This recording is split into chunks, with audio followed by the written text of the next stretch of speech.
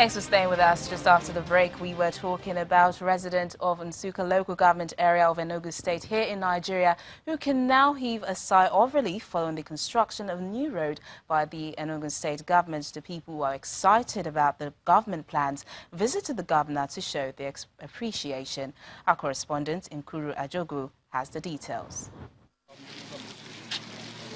Ehalumona, one of the agrarian communities in the Nsukka local government area of Enugu State, blessed with arable land, but road has been their major challenge. Recently, the state government began the construction of one of the key roads in the area.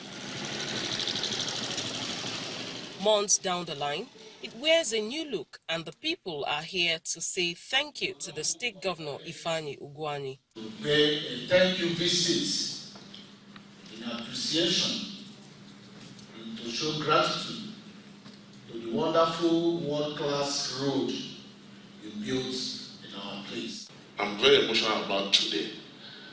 I didn't know today would ever come, but it has come. And for that, I want to thank His Excellency, specifically from my heart, that we're able to see this kind of road in Havana, we see it in other places. Those who ply the road on a regular basis are quick to recognize the difference. This road that the Enugu State government built for us has been helping us a lot. As a motorcycle rider, it has made it easier for us to go through, to pass this through road. The road that the government have done for us, we like the road is good. So we need more blocks for this school, because this school, the school is too small and the population is much. And we need them to help us to fence the school. As the residents promise to maintain this road to serve its purpose, they are hopeful that the government will continue to extend its rural development program to other communities. Nkuru Ajogu, Channels Television News. Away from Nigeria now, over 500 rescued migrants on board rescue vessels Ocean Viking and Open Arms remain stranded at sea, as no European state member has asked the European Union to coordinate the disembarking among countries. The Ocean Viking ship, run by Doctors Without Borders with Franco-German charity SOS Mediterranean, rescued 81 people on Sunday and another 105 on Monday, making a total of 356 on board of the aid boat. Spanish NGO Open Arms has been at sea for 12 days and is still waiting for a safe port to disembark the 151 rescued migrants. 8 people with health issues were taken by a rescue dinghy to Malta on Monday. Italian Deputy Prime Minister Matteo Salvini has said Spain should accept the Open Arms migrant and has repeated his policy of closed ports. MPs in Mozambique have revised the country's penal code to criminalize digital snooping. Anyone who now gains access to phones, computers or other gadgets belonging to someone else without permission will face up to 2 years in prison. For those who illegally produce, sell or distribute non-public information obtained from such devices without permission, the penalty will be a jail term of up to 5 years. The law now also stipulates that offenders will in addition be fined at least the equivalent of 1 year's minimum salary of about $816. The revision aims to adapt criminal laws to the realities of modern communication technologies to give individuals and businesses protection. Less than half of Mozambique's 31 million people have mobile phones. Now, Egypt's Suez Canal has reported the largest revenue in its history. According to the chairman of the Canal Authority, annual revenue from the canal rose by $300 million to $5.9 billion. Take a look. The canal is the fastest shipping route between Europe and Asia and one of the Egyptian government's main sources of foreign currency. Egypt, under President Abdel Fattah al-Sisi, invested in an expansion of the Suez Canal, which began in 2014. One of the former military commander's mega projects designed to revive an ailing economy and restore the country's place as an important trade hub. Last week, we achieved a record number with the passage of 81 ships in one day. Our forecast projected that we would have 97 ships passing through the canal by 2023.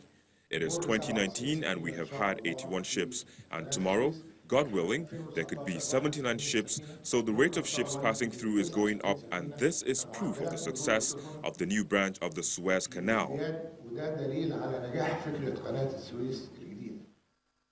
Mr. Mohammed Mish says the canal also achieved a record number of 81 ships passing through its waters in a day, with a projected forecast of around 97 ships by 2023.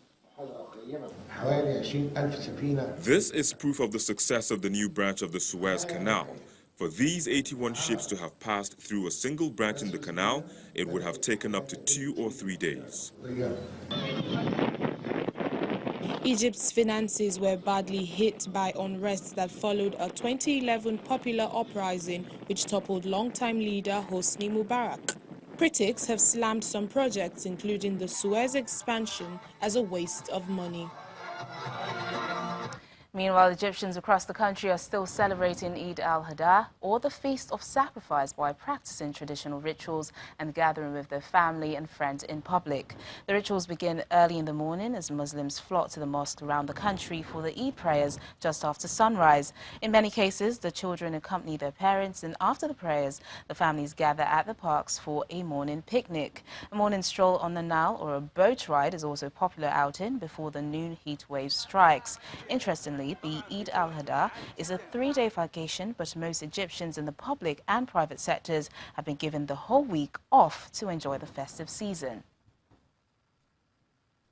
Let's wrap up the show on a lighter mood now, as South African designers took centre stage at Africa Fashion Week London, opening the show with a dazzling catwalk featuring beaded shoes and watches. The event is foremost on the calendar in London for those seeking inspiration from the African continent and provides a vital platform for young and upcoming African designers to be showcased on an international stage. Take a look.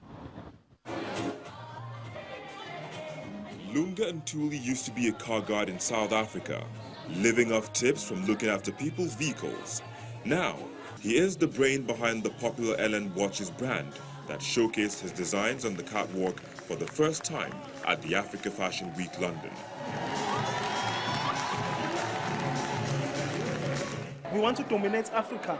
We want to tell the African stories. We want to tell the story of Ubuntu. We want to tell the story of Utando throughout the world. So we are saying we are Ellen Watches. We are coming from the little area called the Tembeni, but we are building a brand that is going to outlive us, that is going to be big, that is going to dominate in Africa and in the entire globe. His watches sell for between $60 to $75, depending on the size and the style. They can also be custom made. Ntuli said he makes 70 to 100 wristwatches per month and employs around 20 women to make them. Each watch strap takes 1 full day to make.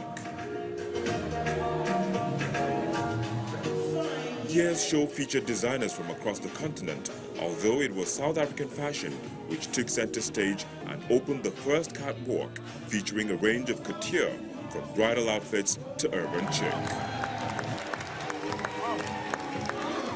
We're hoping to show that South Africa can. And that's the program today. Thank you so much for watching. I'm Teniola Shoboale. Bye for now.